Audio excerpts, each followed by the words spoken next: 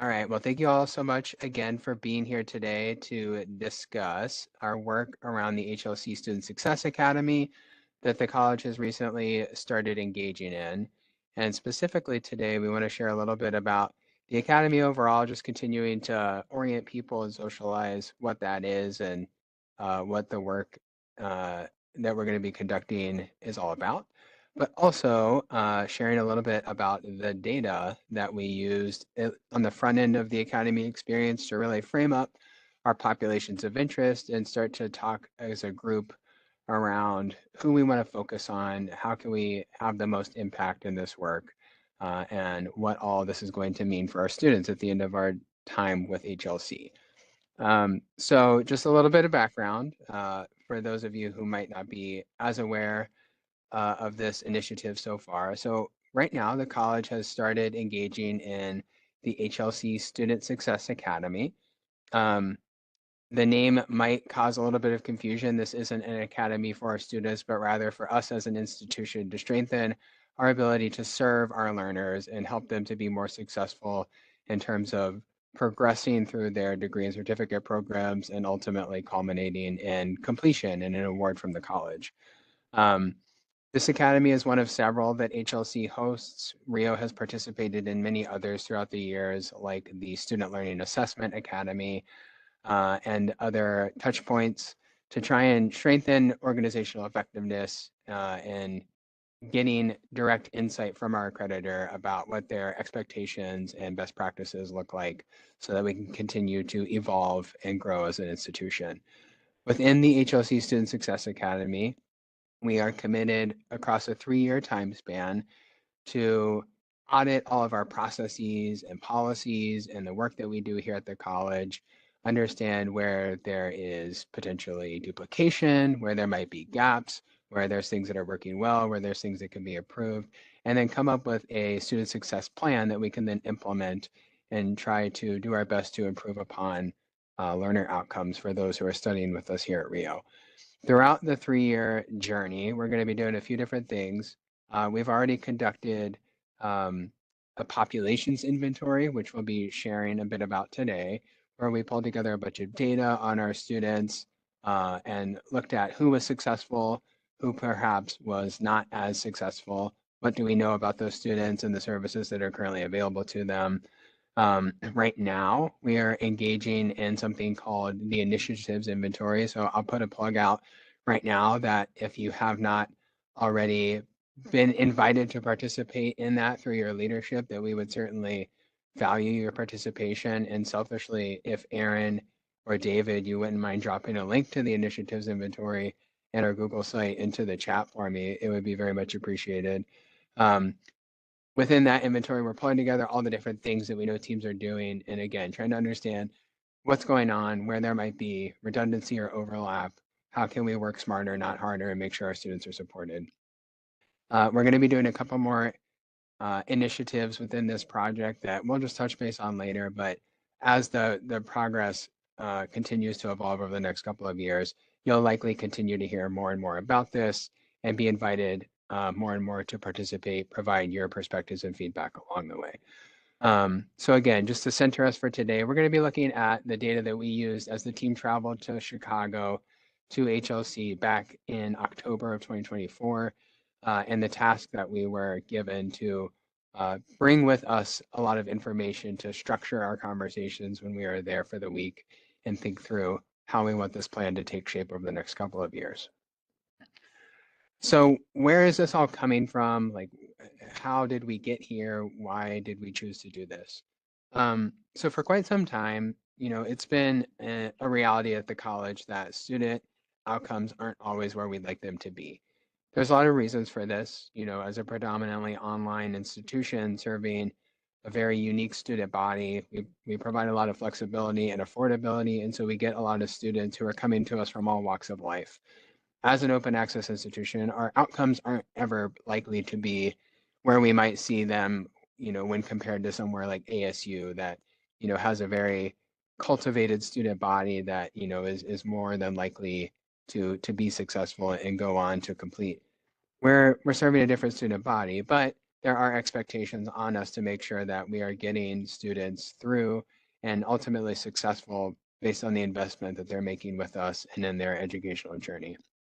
And so as we've kind of sat with that for a number of years, we've tried a lot of different approaches, and some have been successful and some are still in the works. But we know that we need to continue to improve. And so we see those things reflected in our strategic plan, in our enrollment management plans.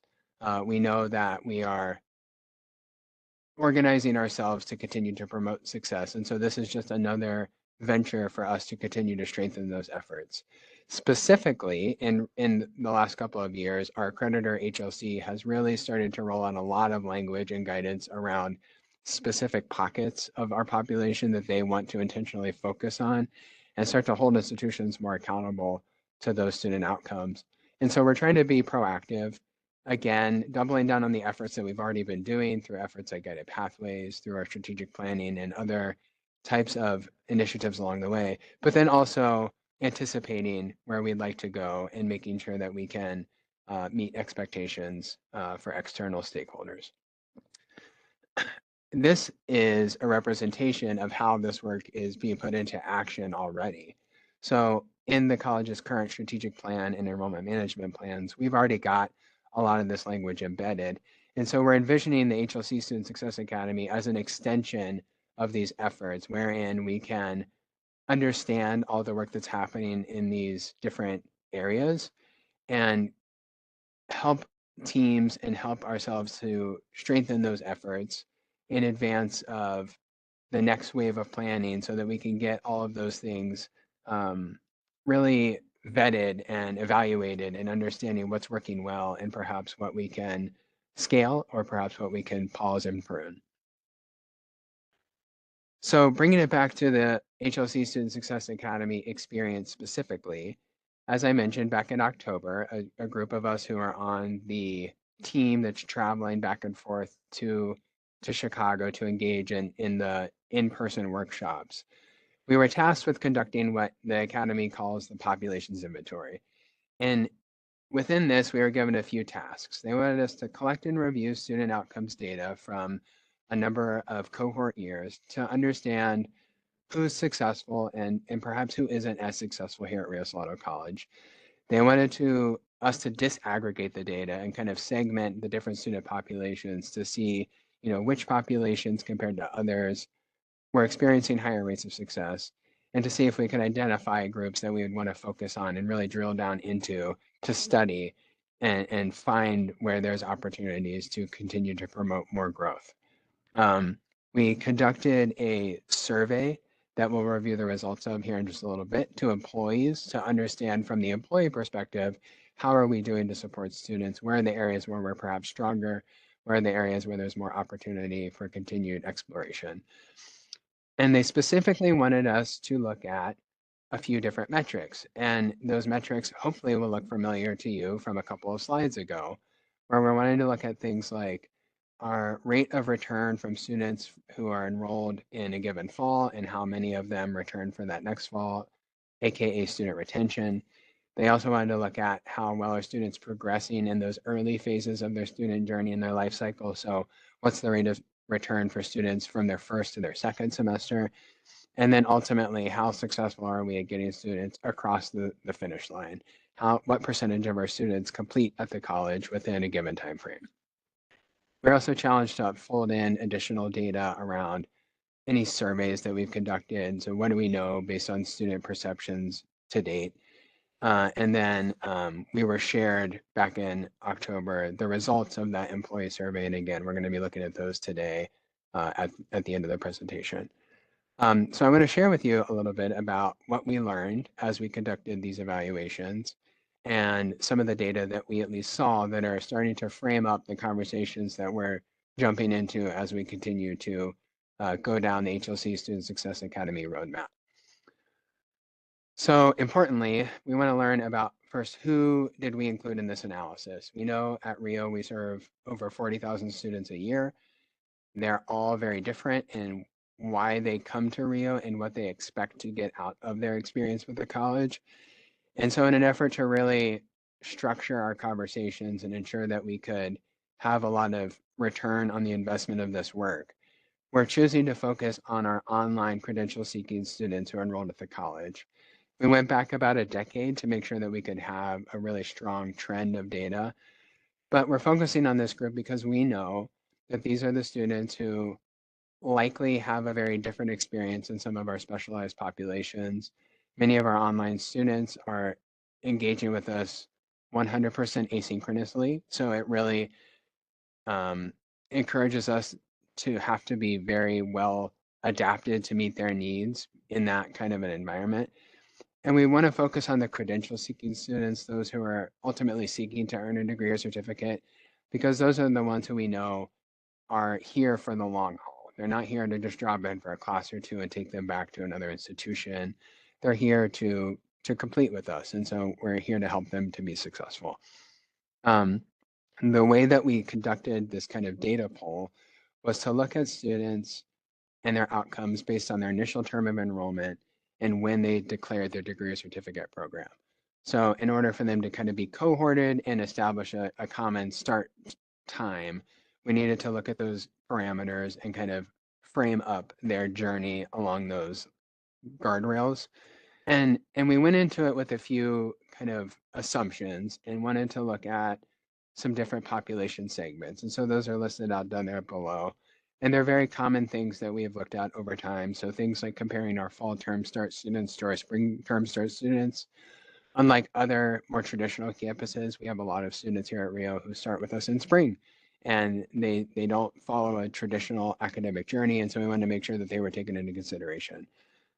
We know that we've had a lot of legacy work around traditionally underserved student populations, and so we want to make sure those are represented here as well, along with other students who are important to considerations around this work, such as those who are brand new to college, such as those who are first generation college students, and importantly for Rio, students who are very non-traditional, students who might have participated in higher ed in the past but were ultimately unsuccessful, as well as students who are enrolling part-time because we know they make up a majority of our student population and are important to the story of the college.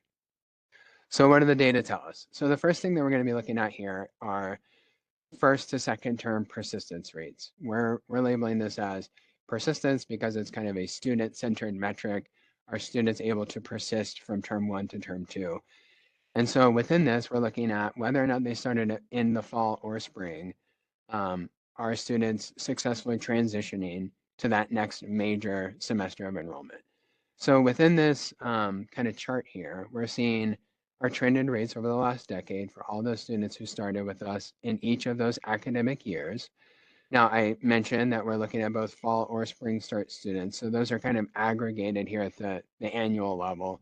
That's not typically something you see, but something that we do here at the college because we know that is a unique feature of Rio's student population.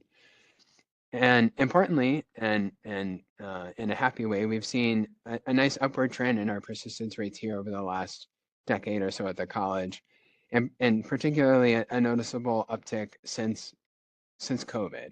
COVID was an unfortunate time for many institutions around the country, wherein we saw a fall off in student outcomes, especially as you see here in the student populations that really started in kind of that time frame. But with the onset of things like guided pathways, caseload management, advising for students, a lot of the instructional changes and student affairs processes that have evolved in that time frame, we've started to see the benefits of that work taking shape with an early increase in student outcomes around first to second term persistence in the last few years here at the college. As we talked about, we segmented the student populations along the way to try and understand students who were more or less successful. And we were looking at that based on how did different student populations perform compared to kind of the overall average numbers. So this chart that we're looking at here is clustering these different student populations, which you can see labeled down here on the bottom, and kind of aggregating their trended outcomes to get a total average of how each group performed compared to students overall. And so this red line indicates kind of that flat average for everyone. And then the groups that are above the line are those who performed better than average. The groups who performed below the line are those who perhaps still have some opportunity for growth. And then we kind of cluster them into high performers and low performers. So we're seeing here that our full-time students, unsurprisingly, are students who tend to persist at higher rates than others. Literature will tell you that being enrolled full-time is a strong predictor of persistence and graduation, and so that is reflected in our student population as well. Within the low-performing group, we see our spring term start students. It's an interesting kind of nuanced group here at the college because they are students who aren't typically reflected in this type of reporting, but we wanted to honor their legacy here at the college. We also see a very strong pocket of that kind of some college, no degree population. We know that here at the college, we serve a high percentage of adult learners, those who are entering into higher ed or here at Rio after a large gap between high school or having previously attempted college somewhere else and having not completed. And so while those are very important populations for us at the college, this data, at least around persistence, is telling us that there's still some opportunity to better serve those students. And then we looked a little bit around equity, wanting to understand how our traditionally marginalized populations were faring. And so we were seeing that while students who are in kind of those underserved bodies have experienced some growth in these rates over time, that there were still some noticeable gaps in performance compared to students overall. And so again, continued opportunity for exploration as we continue to unpack this work within the Student Success Academy experience. I'm going to pause for a second to grab a drink, and then I saw a chat pop up, and so I just want to take a peek at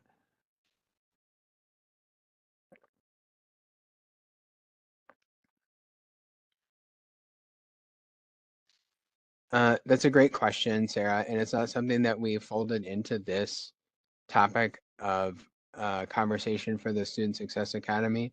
But we are conducting some analyses right now in my office around that to look at, right now we're starting with kind of course outcomes, but does when a student starts in the context of an academic semester, so what block, using the real language, do they start in? Is that a predictor of how likely they are to pass their course? So that's something that we're using for that level of analysis. But then from that, we could use that as a launching off point to then lengthen that kind of time series to say, is that also then a predictor of how likely they are to return for their next semester? I can tell you based on some of the work that we've been doing and kind of our predictive analytics modeling that it does seem like the closer to the traditional start of the semester a student begins, the more likely they are to be successful. But I think we need to do some more analysis to really evaluate if that holds true across a longer time frame. Oh, I saw another chat pop up there. Yep, of course.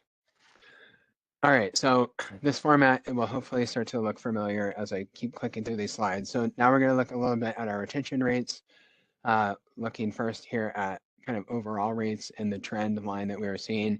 And then on the next slide, we'll segment that and look at how different populations fared within this metric. So for retention rates here, the distinction between retention and persistence, as we had it labeled before, is we want to see as an institution, how well did we retain students year over year? So if a student started with us in the fall, were they then re-enrolled with us in that next subsequent fall? Similarly, if they started with us in the spring, were they then re-enrolled in that next subsequent spring? Retention rates are something that you see very heavily referenced in external literature. This is a very common metric for institutional effectiveness. Knowing what your retention rates are is a strong predictor of how likely students are to progress through to completion of their award. Retention for us is also importantly, because we have so many short form awards, we will count a student as retained if they complete their program of study within that first year of enrollment. So if a student, especially who's in a shorter certificate program, completes in that first year, we don't count them against us. We kind of count them in our favor and call them retained for the purposes of this metric. So when we look at the rates here, certainly less of a pronounced trend line when compared to our persistence rates outcomes. We don't see as much growth over the 10 years that we studied. And importantly, you'll notice that the rates in retention are much lower than what we were seeing in the persistence outcome. So back on the persistence slide, we had gotten very close to having 50% of our students retained from semester 1 to semester 2. Here, when we're looking at year-over-year rates, we're seeing upwards of almost 75% of our students 10 years ago who were failing to re-enroll a year later.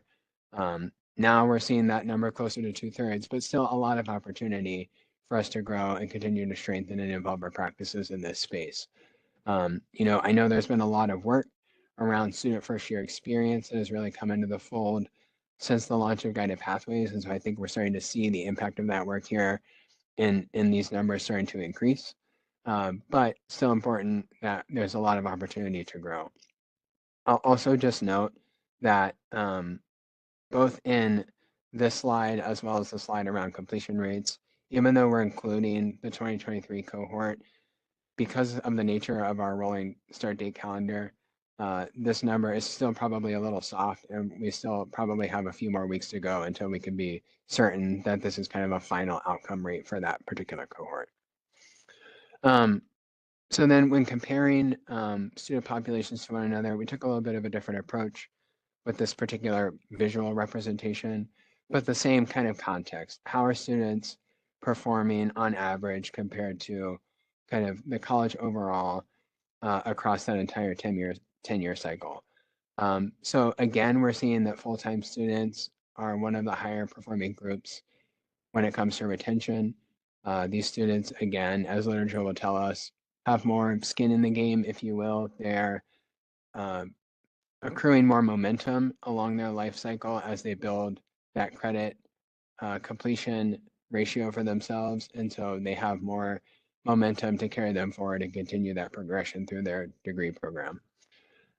Within that low performer group, we're again seeing that kind of some college, no degree group as one of the biggest student populations that still continue to face some challenges in strengthening their retention rates over time. And again, importantly, seeing gaps closing for students who are from kind of traditionally marginalized communities, students who are first generation, college students who are eligible for Pell Grant, so as a proxy for kind of socioeconomic status. Those students are seeing still rates lower than students overall, but we've seen incremental progression in those groups over time, which is a strong sign for us in the equity efforts that are evolving here at the college. The last metric that we were challenged to look at within the populations inventory was student completion rates. Completion rates are often defined in a variety of ways, but for the purposes of our analysis, we've chosen to use the 150% completion rate framework, which allows us to validate whether or not students completed within time and a half of the typical time to completion for their award. So it's notated there on the slide, but if you think about an associate's degree being kind of on paper a 2-year program for a full-time student, this metric allows us to judge those students' completion along a 3-year continuum, so that way we can give students who might be enrolled in a part-time status enough time to make it the whole way through their program. The 150% of normal time to completion metric is something very common in a lot of external reporting frameworks, and so it serves us well to use this metric so that we can validate and compare rates across different reporting frameworks.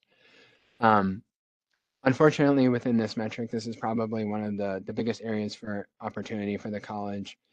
We just looked at that last slide where we were seeing that roughly 2/3 of students effectively stop out prior to their second year of enrollment.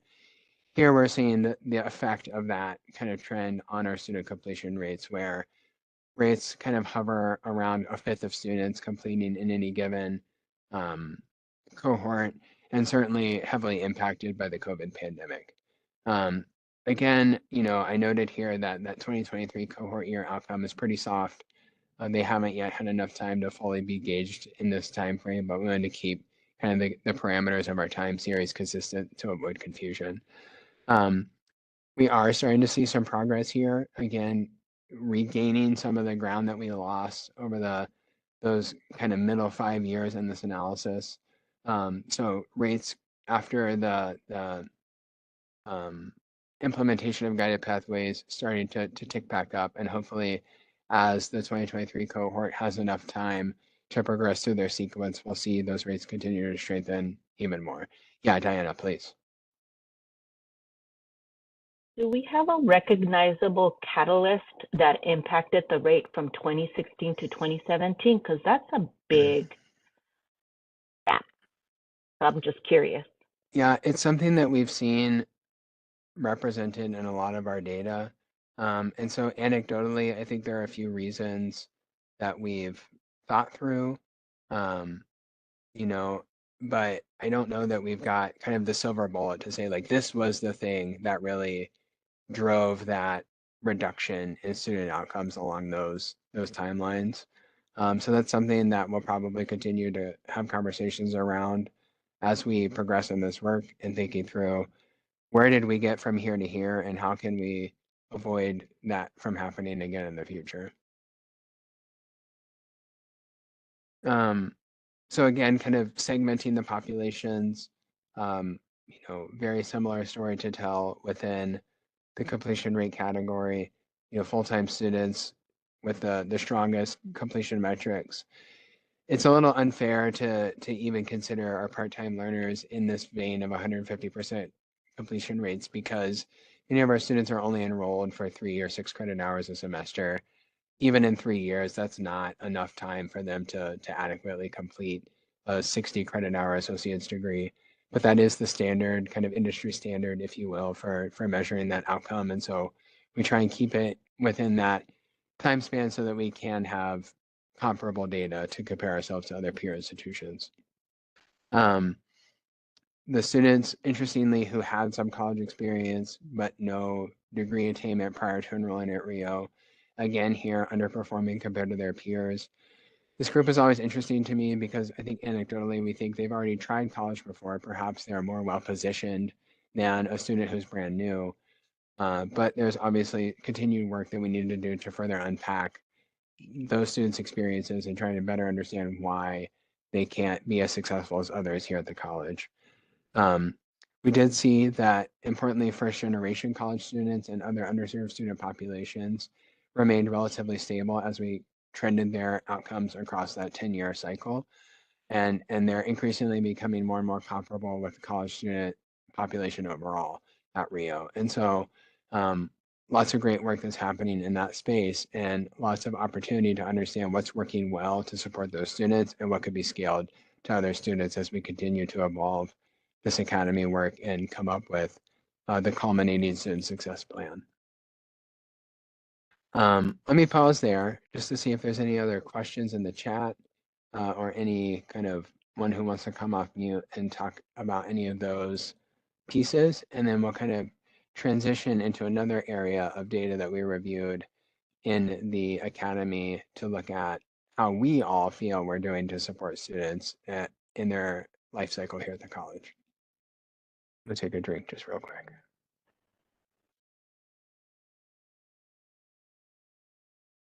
Yes, Jessica. So Zach, I know that in the, there's been some fraudulent students. So have you been able to pull those students out of this data, or are they also included in this data that could be skewing it? Yeah, thank you for asking that question. Something that I should have covered on the front end. Yes, we did pull all the students who are flagged. Now, even with Carol and Ramsey's and everybody else's very fortuitous efforts to identify those students and make sure that they are flagged appropriately, it is possible that there are students who aren't being flagged and who are somehow getting through and might be leaching into some of this. But to the extent possible, both in the resources that we use to compile the analysis for this, as well as any other dashboards that my team is producing, we're doing that scrubbing to make sure that they're not showing up. I just had a conversation with a faculty chair earlier this morning who was looking at some of their outcomes around course completion. and were shocked to see lower than anticipated outcomes rates. And so I brought their attention to the ability to kind of filter out those students within the dashboard. And when you do that, the difference was striking, where their course completion, when those students were included, was something like 20%. But then when you pulled them out, it was like 80%. And so to the extent possible, yes, for this and other resources, we're pulling those learners out so that they're not kind of tainting the sample. Thank you for asking that and bringing that clarification forward. Okay, so let's jump into the employee data. This is hot off the presses. No one else at the college has seen this, so you all are the first to put eyes on some of this.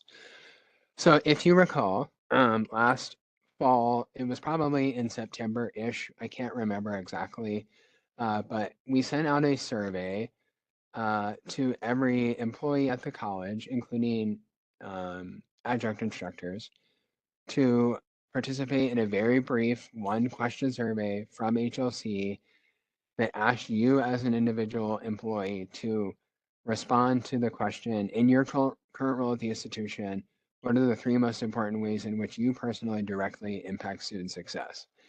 And those categories down there at the bottom were the options that you had to select from. You could select up to 3. So promoting student satisfaction, increasing persistence retention, impacting degree completion or graduation, cultivating student engagement, helping students to achieve their personal goals, promoting student learning, or helping students to become more employable. Those were all the categories that we were asked to choose from. And we received 465 responses from the employees, staff, and faculty at the college. 274 of the responses were from part-time faculty, which is our largest kind of employee group. 128 from classified staff, 35 from administrators, which I think in the survey was qualified as kind of deans and above, and then 28 from full-time faculty. So we had virtually 100% participation from full-time faculty. Congratulations. You can see then the results broken down there from the different employee groups. Apologies, that chart is kind of tedious to read, but the bullet points above there kind of break it out. So for full-time faculty, the top areas were student learning, no surprise, student persistence, and helping students to achieve their personal goals. For part-time faculty, again, no surprise, 93% said student learning was their most important area. Again, student persistence and student satisfaction.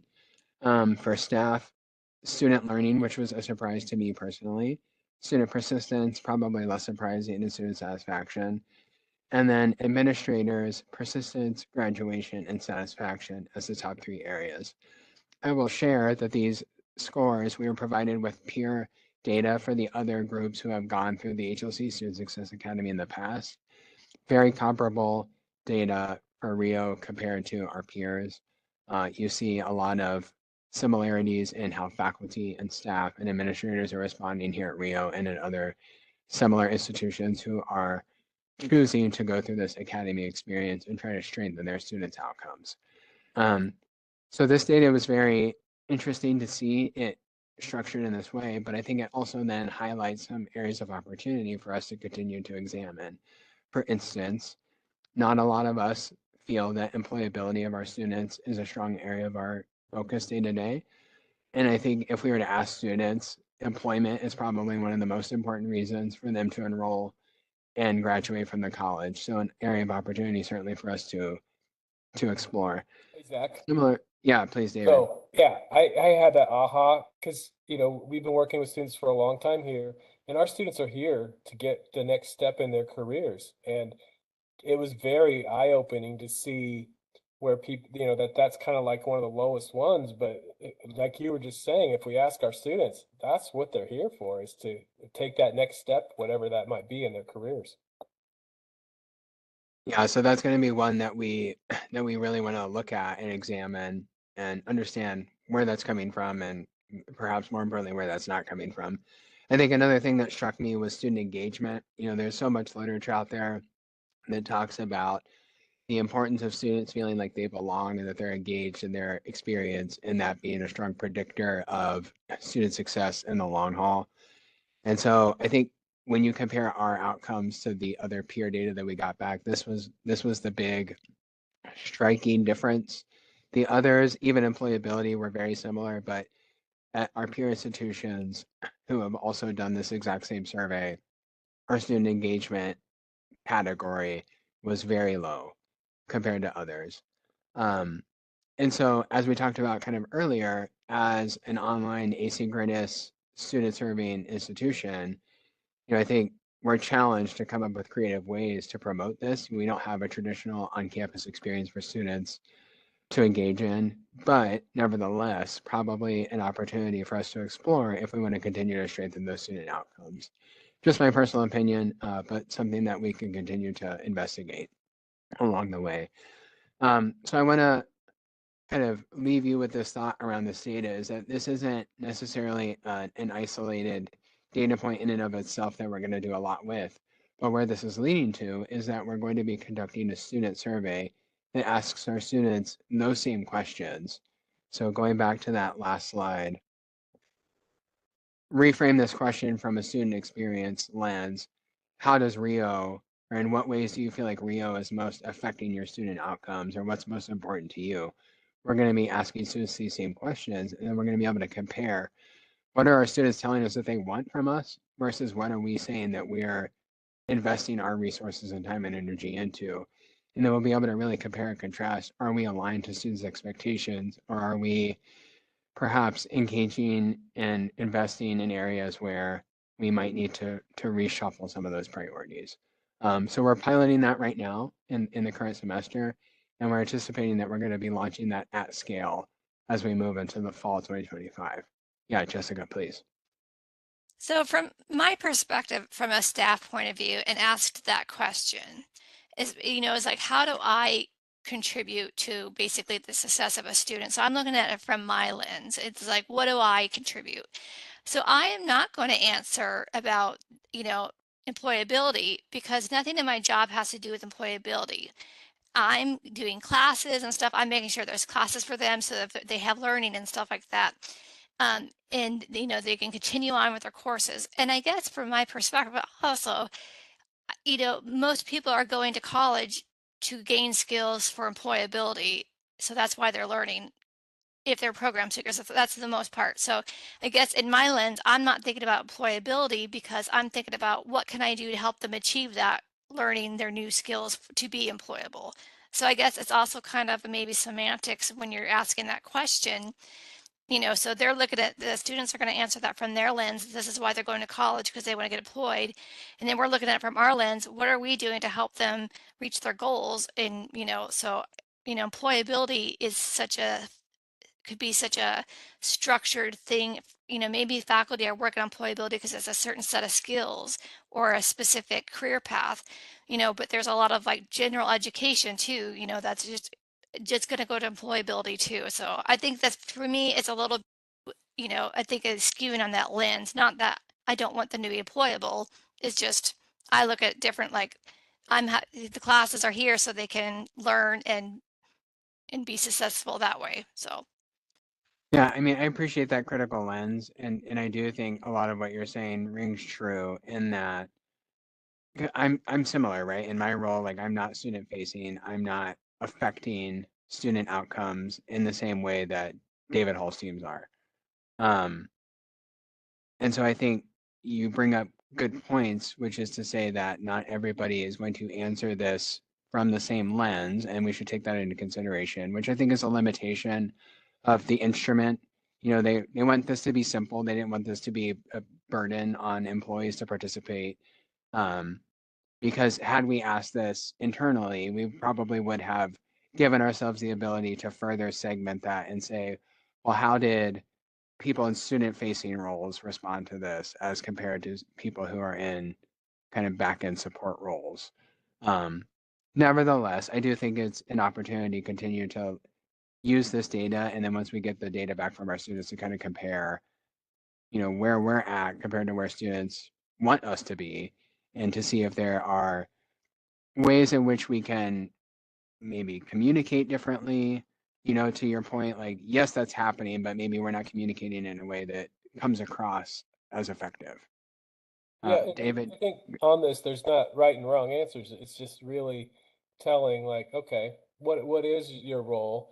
But I'm really looking forward to getting the student feedback and seeing what their perception. I mean, I've been working with students for a long time, but I'm looking at this next go round of surveys and focus groups and see just as a college, how can we all look at what really does student success mean to the student and how are we doing at providing that?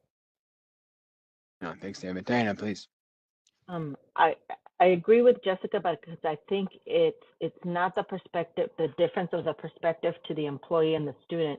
It's the perspective of the variety of employees, right? So maybe next time I mean, right now we're not going to change it, but maybe next time the question is not what is your role, but what is the college's role, right? I mean, so that you see it as a whole, and us as a whole of a college, what is our goal, right, for the student? And that might be different than what is my specific goal, right? So.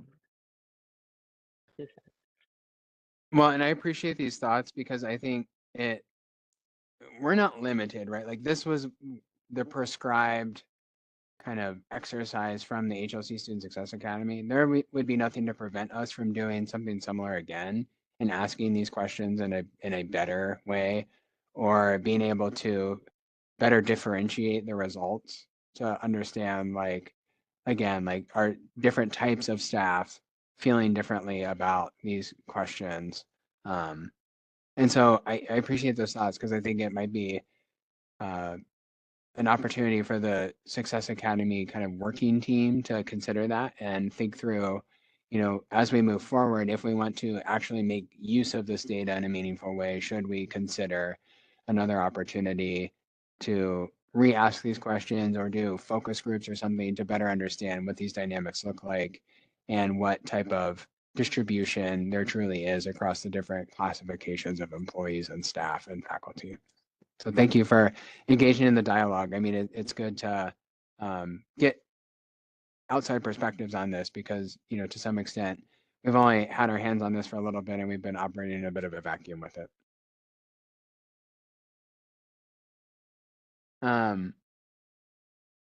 So that kind of brings me to the end of the content that I had prepared, but I really enjoyed the conversation and the dialogue around this and the opportunity to consider alternative perspectives.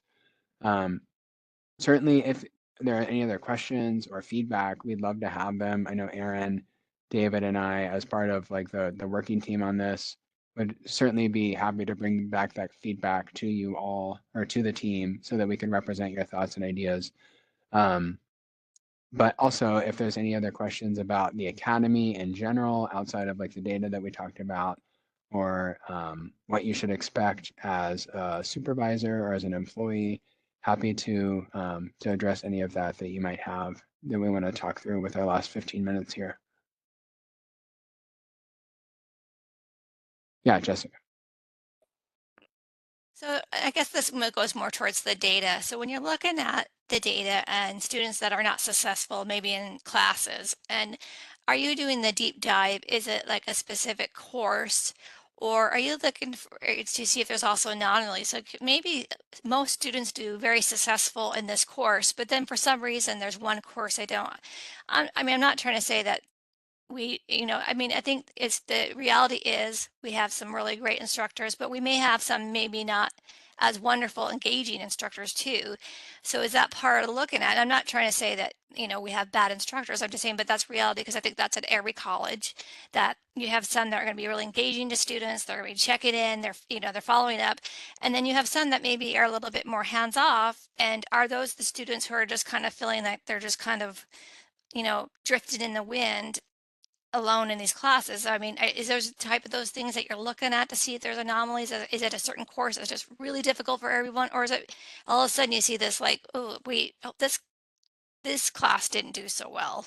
No, I mean, they're great questions. And, the answer to a lot of the kind of concepts that you brought up is yes, but they're in different kind of stages of maturity. So I think, and for our chairs, they do have access to a lot of information to be able to evaluate, like, are there particular classes that perform more strongly than others? There's an opportunity to kind of dig in and segment the data at that level as well to say, like, is it X student population versus Y student population who tend to struggle in these courses?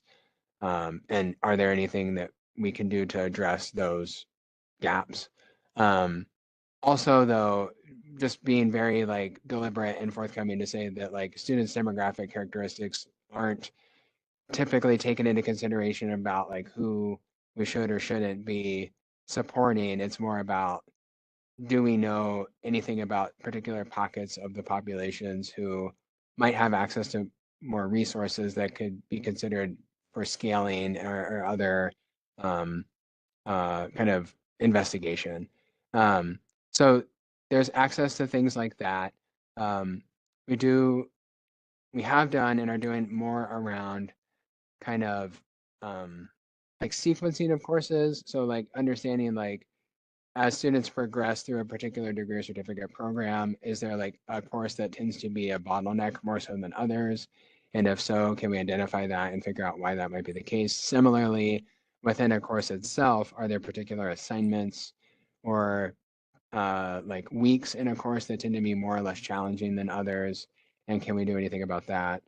Um, I don't know that I addressed everything along that. I think I lost kind of my train of thought somewhere along the way, but yes, to some extent, we're trying to do a little bit of what you're describing and not just say like in aggregate, yes or no, they're not successful, and like that's all we need to know. We're trying to do that deeper dive to understand like what about them is driving that success or lack thereof, and how can we investigate that and determine how we can make changes. Well, I mean, Also, and that helps because I think because you have to take it's a bigger picture, and obviously that's a deeper dive to get that close. But I think on the flip side too, I mean, I kind of have a different lens because I can go into relearn it for different times for different reasons. I have to go in there when there's instructor changes or different. And I can see a class where, maybe the instructor hasn't been active. So there's lots of things that have been graded. So there's obviously no interaction. But then I've been in classes where, you know, every student has like the same grade, like on every assignment. And that seems odd to me to have. So are we, like those, like, so everyone's got perfect scores on grades. And it's like, oh, that's kind of odd that all these students all got A's on this writing. I mean, so I think I see it from a different lens. And so I just yeah. wondered if any of that comes to when you're looking at student success, because if they're getting really good grades, maybe that they aren't earning because maybe they're not at that level, but someone's just given a good grade and then go to the next class and they just fail because they weren't ready or whatever. They weren't, I think those are just things that, are those being looked at too. Yeah, I mean, those are really great thoughts. I appreciate you bringing those forward. And that perspective, it's as the curriculum sequence evolves in each of those different programs, like you bring up a fair point that if they're not adequately prepared to take that next step, then, maybe it's not a reasonable expectation to anticipate that they're going to complete, in, X, Y, or Z time frame. So a good point of consideration that I certainly think we could bring back. I know we're about to start engaging with our chairs in a project around building out a comprehensive solution to better monitor kind of instructor, I hesitate to say performance because that's not what it is, but like instructor interaction and dynamics, and making sure that from like a faculty development perspective, that there's enough data and resources in place to help to advance that work. And so I think that a lot of what you're describing is kind of the foundational context for those conversations and that scope of work that we're partnering with chairs to kind of co-design some resources around. I mean, like I've taken a class recently and I was like, oh, my instructor, he's so responsive, he's on time. And then he gave me feedback on assignment I hadn't even done yet. And so I was like, oh, he's just like copied and pasted. And I didn't even, it was like the next week's assignment. I was like, oh no. And then like my son's taking courses here. And sometimes he's got really great instructors. And some he's like, Mom, they haven't graded anything in 2 weeks. I go, just keep going if you have questions, but so I think, you see it both. No. So. Yeah, well, and I mean, so I really appreciate your perspective. I mean, you're bringing up a lot of great points that we've seen in different surveys and things that we've run over the years, like students providing their perspectives on the course experience specifically, and enhancements that the students have mentioned that they might like to see to better promote outcomes. Also, though, so I mentioned that we're doing a survey right now asking students like similar questions. It's just a pilot right now. We're trying to see, are those the right questions? Should we be asking them in a different way to get the results that we really want out of them? But also, in addition to that, we're piloting a focus group format. And out of that, I hope that we would get a little bit of insight into what you're describing. So trying to understand from the student experience, like what is and isn't working, both in the course and then along their broader academic journey, to see from students directly, like what are your thoughts about what we could do to enhance the way in which we, provide you with resources and services. Yeah, Carol hit the nail on the head. That thought went into my head, is like, is your kid looking at a degree or certificate? Can we ask him to participate in these focus groups? So because I work here, I told him not to pick anything so he doesn't, he's not in a block. Yeah. So he's not considered a program seeker yet, because I didn't want him to be stuck in a block, just because I know that. Yeah. So unfortunately, he would love to be. I mean, he would love to do it, but I'm just saying, but he's not in a block yet. So Well, we might follow up nevertheless.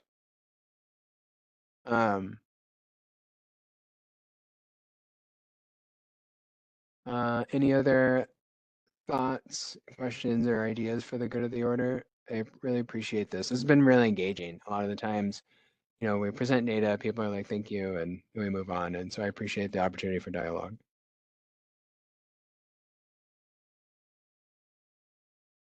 No, but thank you very much for presenting the data. I appreciate it. I'm glad I came. Thanks, Diana. I appreciate you. yeah, All I right, appreciate everybody. it too. And sorry I monopolized it, but I appreciate it. I really enjoyed this topic. So.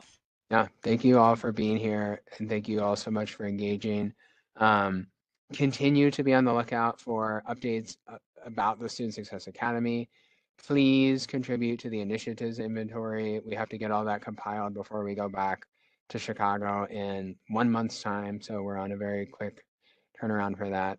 And yeah, thank you all for being here and working to support our students. We appreciate you.